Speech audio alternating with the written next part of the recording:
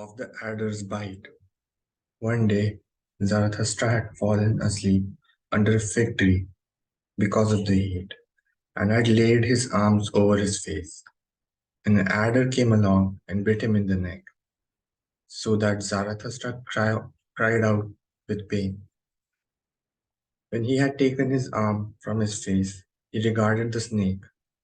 It recognized Zarathustra's eyes, turned away awkwardly, and was about to go. No, don't go, said Zarathustra. You have not yet received my thanks. You have awakened me at the right time. I still have a long way to go. You have only a short way to go, said the adder sadly. My poison is deadly. Zarathustra smiled. When did a dragon ever die from the poison of a snake? He asked. But take your poison back. You are not rich enough to give it to me. When the adder fell upon his neck again and licked his wound, when Zarathustra once told this to his disciples, they asked, and what, Zarathustra, is the moral of her story? Zarathustra answered the question thus: The good and just call me destroyer of morals. My story is immoral. When, however, you have an enemy, do not requite him good for evil, for that would make him ashamed, but prove that he has done something good to you. Better to be angry than make ashamed. And when you are cursed, I do not like it that you then want to bless. Rather, curse back a little. And should a great injustice be done to you, then quickly do five little injustices besides. He who bears injustice alone is terrible to behold. Did you know this already? Shared injustice is half justice, and he who can bear it should take the injustice upon himself. A little revenge is more human than no revenge at all. And if the punishment be not also a right and an honor for the transgressor, then I do not like your punishment. It is more noble to declare yourself wrong than to maintain you are right, especially when you are right. Only you must be rich enough for it. I do not like your cold justice, and from the eye of your judges there always gazes only the executioner and his cold steel. Tell me, where is the justice which is love with seeing eyes to be found? Then devise the love that bears not only all punishment but also all guilt. Then devise the justice that acquits everyone except the judges. Will you learn this too? To him who wants to be just from the very heart, even a lie becomes philanthropy. But how could I be just from the very heart? How can I give everyone what is his? Let this suffice me. I give everyone what is mine. Finally, my brothers, guard yourselves against doing wrong to any hermit.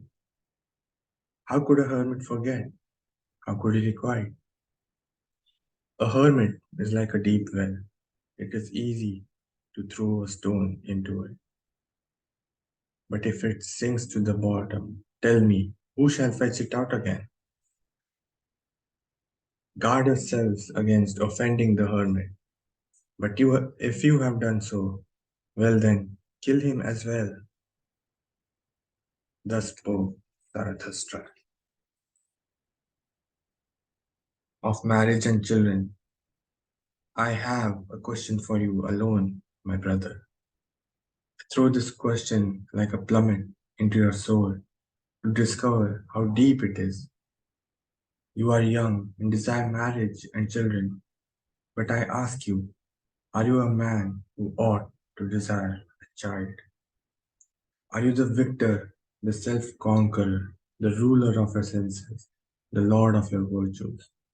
Thus I ask you, or do the animal and necessity speak from your desire,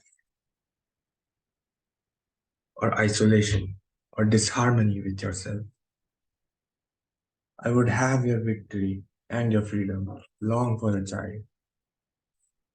You should build living memorials to your victory and your liberation.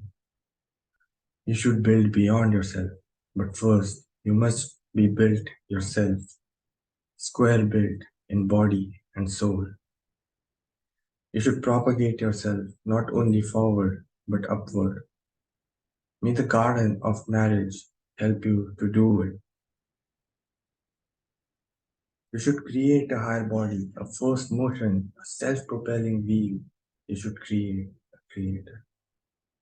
Marriage, that I call the will of two, to create the one who is more than those who created it. Reverence before one another, as before the willers of such a will, that I call marriage. Let this be the meaning and the truth of your marriage. But that which the many to many, the superfluous, call marriage. Ah, what shall I call it? Ah, this poverty of soul in partnership. Ah, this filth of soul in partnership. Ah, this miserable ease in partnership. All this they call marriage, and they say their marriages are made in heaven. Well, I do not like it. This heaven of the superfluous. No, I do not like them. These animals caught in the heavenly net. And let the God who limps hitherto bless what he has not joined. Stay far away from me. Do not laugh at such marriages. What child has not had reason to weep over its parents? This man seemed to me worthy and ripe for the meaning of the earth. But when I saw his wife, the earth seemed to me a house for the nonsensical. Yes, I wished for that earth that shook with convulsions when a saint and a goose met made together.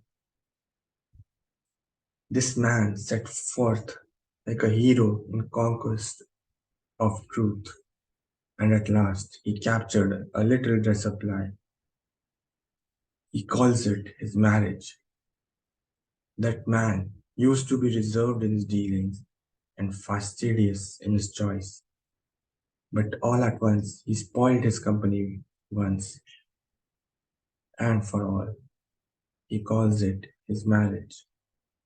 That man sought a handmaiden with the virtues of an angel, but all at once he became the handmaiden of a woman, and now he means to become an angel too.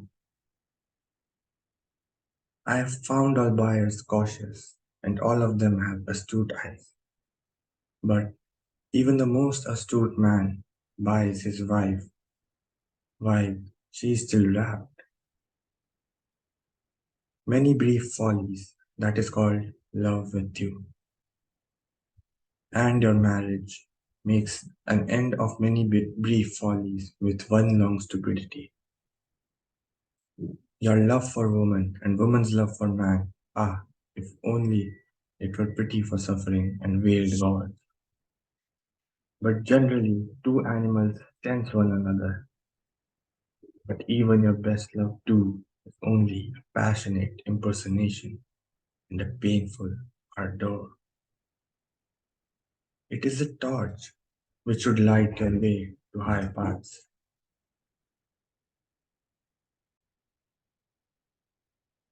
One day you shall love beyond yourselves.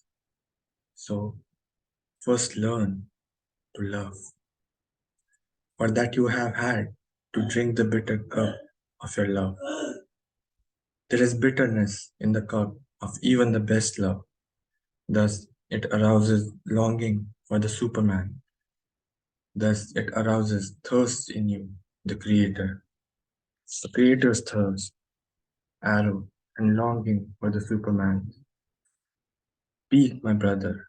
Is this your will to marriage? I call holy such a will and such a marriage. Thus spoke Zarathustra. Of voluntary death, many die too late and some die too early. Still, the doctrine sounds strange. Die at the right time.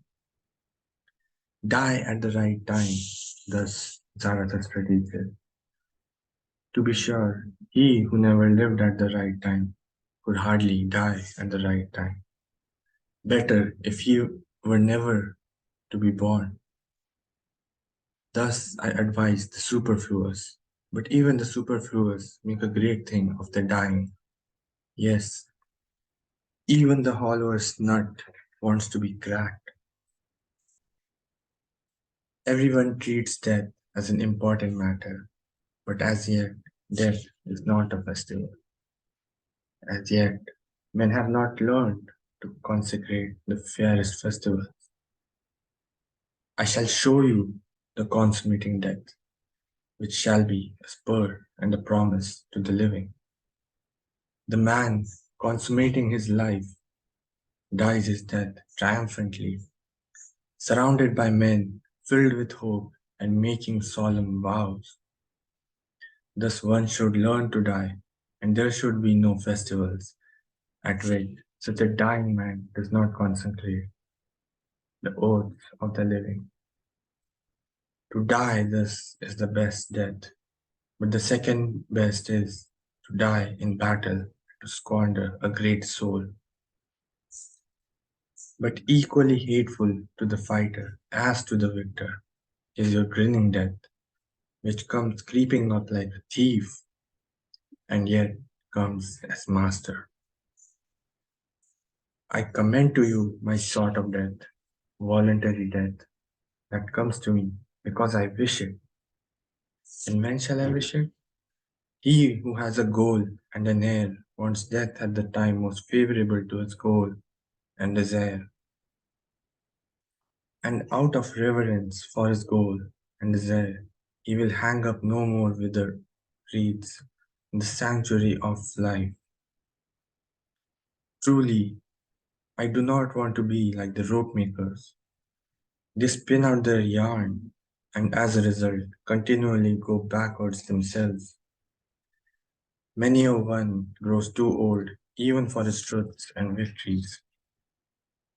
Toothless mouth has no longer the right to every truth, and everyone who wants glory must take leave of honor in good time and practice the difficult art of going at the right time. One must stop permitting oneself to be eaten when one tastes best. This is understood by those who want to be loved long. To be sure, there are sour apples whose fate is to wait until the last day of autumn, and they become at the same time ripe, yellow, shriveled. In some, the heart ages first, and in others, the spirit. And some are old in their youth, but those who are young, late, stay young long. For many a man, life is failure. Poison worm eats at his heart. So let him see to it that his death is all the more a success. Many a man never becomes sweet. He rots even in the summer. It is cowardice that keeps him fastened to his branch. Many too many live, and they hang on their branches much too long. I wish a storm would come and shake all this rottenness and worm-eatenness from the tree. I wish preachers of speedy death would come. They would be fitting storm and shakers of the trees of life, but I hear trees only slow death, patience with all earthly things. Ah, do you preach patience with earthly things? It is these earthly things that have too much patience with you, you blasphemers. Truly, too early died that Hebrew, whom the preachers of slow death honor, and that he died too early has since been a fatality for many. As yet, he knew only tears and the melancholy of the Hebrews, together with the hatred of the good and the just, the Hebrew Jesus. Then he was seized by the longing for death. Had he only remained in the desert and far from the good and just, perhaps he would have learned to live and learned to love the earth and laughter as well. Believe it, my brothers, he died too early. He himself would have recanted his teaching had he lived to my age. He was noble enough to recant, but he was still immature. The youth loves immaturely, and immaturely too he hates man and the earth. His heart and the wings of his spirit are still bound and heavy, but there is more child in the man than in the youth, and less melancholy. He has a better understanding of life and death, free for death and free in death. Those who solemnly says no when there is no longer time for yes. Thus, he understands life and death. That your death may not be a blasphemy against man and the earth, my friends. That is what I beg from the honey of your soul. In your death, your spirit and your virtue should still glow like a sunset glow around the earth. Otherwise, yours is a bad death. Thus, I want to die myself, that you, friends, may love the earth more for my sake.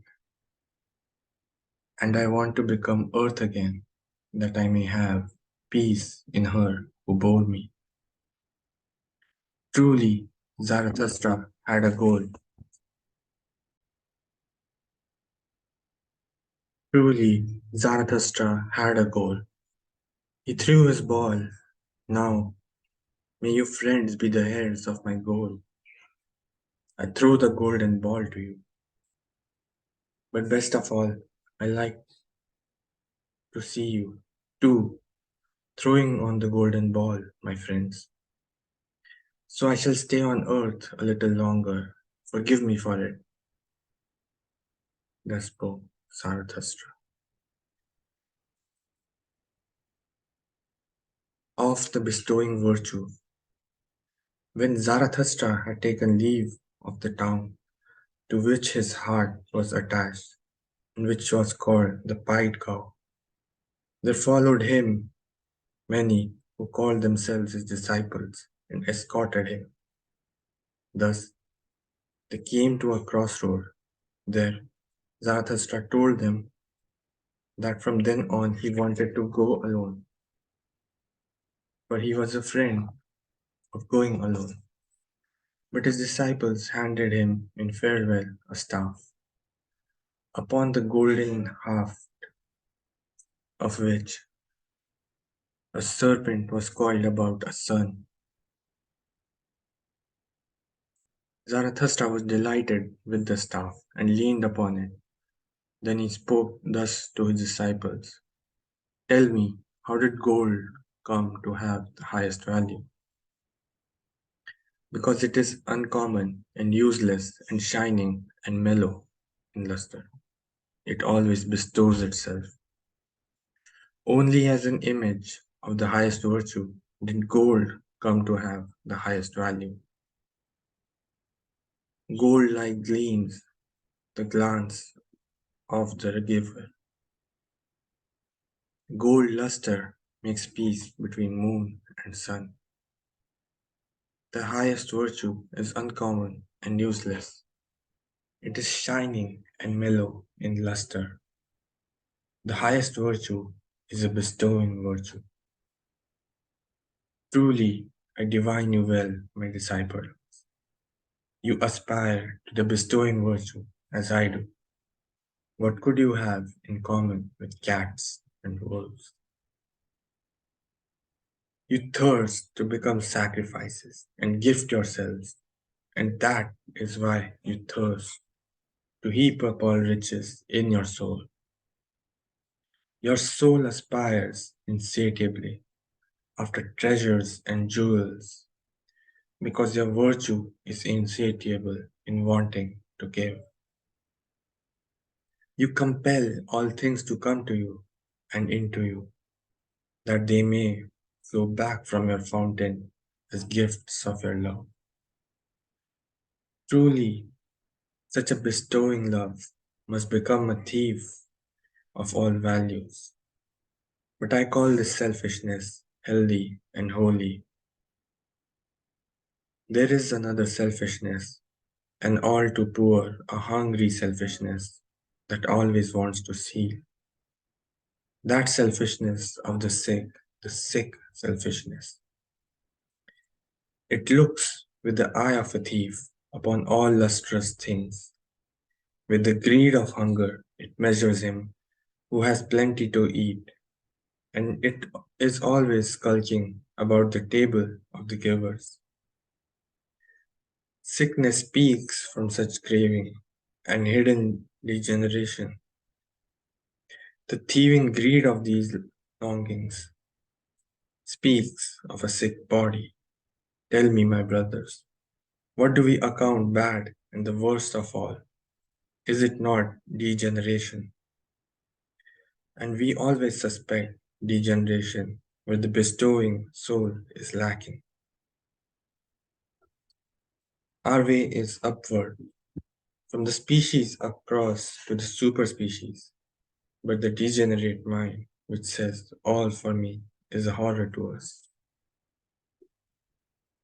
Our mind flies upward, thus, it is an image of our bodies, an image of an advance and elevation. The names of the virtues are such images of advances and elevations. Thus, the body goes through history, evolving and battling. And the spirit, what is it to the body? The herald, companion, and echo of its battles and victories. All names of good and evil are images. They do not speak out, they only hint. He is a fool who seeks knowledge from them. Whatever your spirit wants to speak in images, pay heed, for that is when your virtue has its origin and beginning. Then your body is elevated and risen up. It enraptures the spirit with its joy, that it may become creator and evaluator and lover and benefactor of all things. When your heart surges broad and full like a river, a blessing and a danger to those who live nearby, that is when your virtue has its origin and beginning. When you are exalted above praise and blame, and your will wants to command all things as the will of a lover, that is when your virtue has its origin and beginning. When you despise the soft bed and what is pleasant, and cannot make your bed too far away from the soft hearted, that is when your virtue has its origin and beginning. When you are the willers of a single will, and you call this dispeller of need your essential and necessity, that is when your virtue has its origin and beginning. Truly, it is a new good and evil. Truly, a new roaring in the depths and the voice of a new fountain. It is power, this new virtue.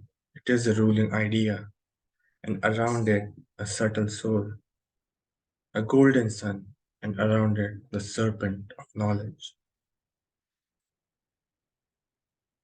Here Zarathustra fell silent a while, regarding his disciples lovingly. Then he went on speaking thus, and his voice was different.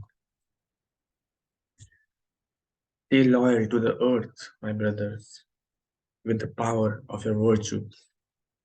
May your bestowing love and your knowledge serve towards the meaning of the earth. Thus, I beg and entreat you, do not let it fly away from the things of earth, and best beat with its wings against the eternal walls. Alas, there has always been much virtue that has flown away. Heed, as I do, the flown away virtue back to the earth. Yes, back to body and life, that it may give the earth its meaning, a human meaning. 100 times hitherto has spirit as well as virtue flown away and blundered. Alas, all this illusion and blundering still dwells in our bodies. It has there become body and will. 100 times has spirit as well as virtue experimented and gone astray. Yes, man was an experiment. Alas, much ignorance and error has become body in us. Not only the reason of millennia, the madness of millennia too breaks out in us. It is dangerous to be an heir. We are still fighting step by step with the giant chance, and hitherto the senseless, the meaningless, has still ruled over mankind. May your spirit and your virtue serve the meaning of the earth, my brothers, and may the value of all things be fixed anew by you. To that end, you should be fighters. To that end, you should be creators. The body purifies itself through knowledge. Experimenting with knowledge, it elevates itself. To the discerning man, all instincts are holy. The soul of the elevated man grows joyful. Physician, heal yourself, thus you will heal your patient too. Let his best healing aid be to see with his own eyes him who makes himself well. There are 1,000 paths that have never yet been trodden, 1,000 forms of health and hidden islands of life. Man and man's earth are still unexhausted and undiscovered. Watch and listen, you solitaries.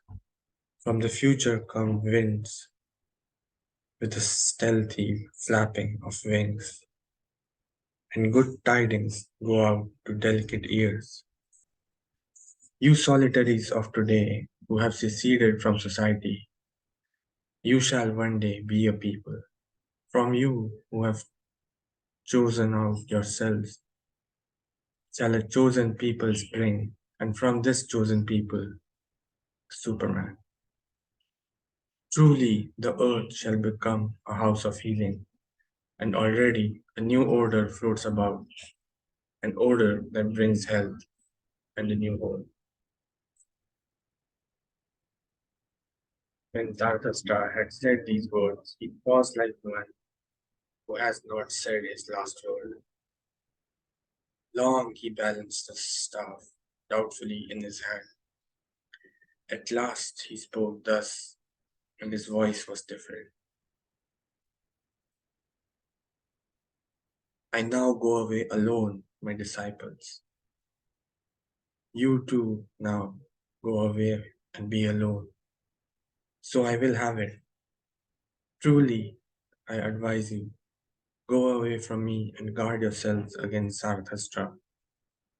And better still, be ashamed of him. Perhaps he has deceived you. The man of knowledge must be able not only to love his enemies, but also to hate his friends. One repays a teacher badly if one remains only pupil. And why, then, should you not pluck at my laurel? You respect me, but how if one day your respect should tumble? Take care that a falling statue does not strike you dead. You say you believe in Zarathustra, but of what importance is Zarathustra? You are my believers, but of what importance are all believers? You had not yet sought yourselves when you found me. Thus do all believers. Therefore, all belief is of so little account. Now I bid you lose me and find yourself, and only when you have all denied me will I return to you. Truly, with other eyes, my brother, I shall see my lost ones. With another love, I shall then love you. And once more, you shall have become my friends and children of one hope. And then I will be with you a third time, that I may celebrate the great noontide with you. And this is the great noontide. It is when man stands at the middle of his course between animal and Superman and celebrates his journey to the evening as his highest hope. For it is the journey to a new morning. Then man, going under, will bless himself, for he will be going over to Superman, and the sun of his knowledge will stand at noontide. All gods are dead. Now we want the Superman to live. Let this be our last will one day at the great noontide. Thus spoke Zarathustra.